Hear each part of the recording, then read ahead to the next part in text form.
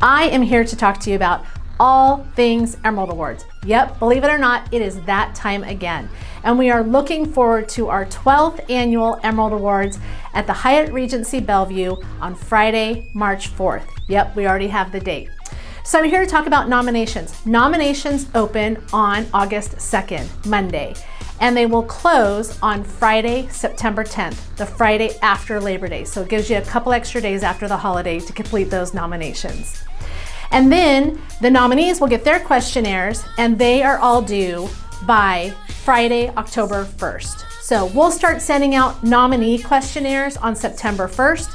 So if you're doing some of those nominations early, the earlier you get your nomination in, the earlier your nominee has to work on those questions. So not too much has changed since last year, aside from the fact that we get to have an in-person Emerald Awards. But with regards to the nomination process itself, we're still utilizing the same platform that we did last year. Remember, you can start a nomination, come back to it later, add a collaborator if you need to, and get through your nominations that way. We can send you little reminders that the due dates are coming, so we have visibility that you've started a nomination but have not finished, so we can send you gentle reminders to get those in. Regarding the questions themselves, we've been through a pandemic, we went through COVID, something we never thought we'd have to deal with, so we wanted to make sure the questions are reflective of that. So the nominee questions have been modified to talk about the experiences that you've had over the last 18 months. Big thing to note for nominators, in previous years, there were no questions when you were nominating a property. You were simply just letting us know which property you were nominating and the category, and we took it from there. Well, that's changed. We've now decided we need to have some questions for the nominators to answer in all community categories. So I think at the most there's 2 per category, so just factor that in to the amount of time it's going to take you to do nominations. Okay. Next thing to know is for a couple of the categories, we've adjusted the weighting a little bit. In your Rookie of the Year maintenance and your maintenance technician categories, we've put a little bit more weight on what the nominator has to say about the person being nominated rather than what the nominee has to say. And simply because we know those service team professionals are about getting the job done, and daily writing is not part of their daily responsibilities. And so we definitely want to put just a little bit more weight on what the nominator has to say. Now, it wouldn't be a video from me about Emerald Awards if I didn't hype up 2 big categories. One, Industry Partner of the Year. I would hope by now you all realize how important your supplier partners are to you. You've not been able to see them over the last 18 months. They can't bring you donuts, drop by with coffee, talk to you about their product and services, but they have really risen to the occasion during COVID. They've innovated, they've added product and services, and they've really just stepped up to the occasion to help you run your business during this really trying time.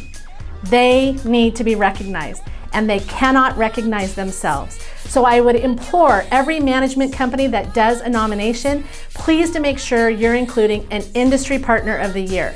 There's 2 ways you can nominate. You can nominate a rep, one person from a company that has really risen to the occasion for you, or you can also nominate a company.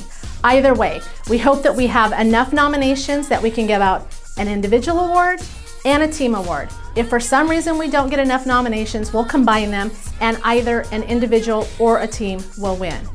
But I'll let you know that my goal is to make sure that soon I reach the goal of every management company that places nominations will also place a nomination for an industry partner.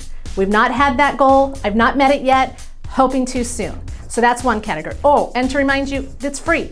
It only costs your time to recognize one of your great industry partners.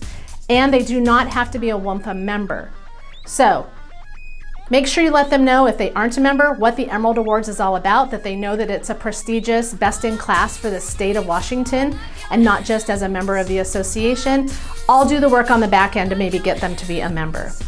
The other category is community service. Community service, as you know, the association has won an award for our philanthropy efforts, and we certainly want to recognize the efforts of our members. So that is a category where you can self-nominate either a person or a team or property that has done something for their community.